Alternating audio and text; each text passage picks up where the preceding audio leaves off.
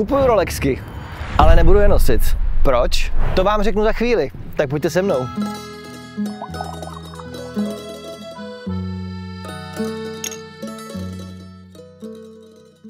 Lidi mi tady do komentářů často píšou, že peníze jsou špatný, ale mně to zase tak nepřijde, když penězma můžeš dělat radost lidem, který miluješ. Tyhle hodinky nejsou pro mě, jsou pro moji mamku.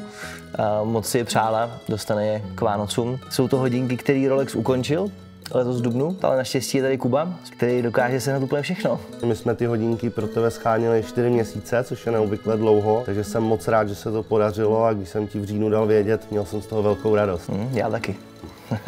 Takže jsou to Rolex Datejust 36 mm fluted dial. Podle vlastně lunety. OK, má místo indexu, na každý hodině má malý diamantíky. No a tady zároveň máme něco vyrytýho a to je naše rodinné tajemství, to vám ukazovat nebudu. Já jsem viděl, Viléme, u tebe na sociálních sítích na Instagramu, že máš krásnou sbírku hodinek. Co kdybychom si o tom někdy trošku popovídali spolu? OK, to zní dobře. Pro další obsah o hodinkách sledujte tenhle profil. Myslíte, že se mojí mamce budou líbit? Chtěli byste taky takový dárek? Napište mi to do komentářů.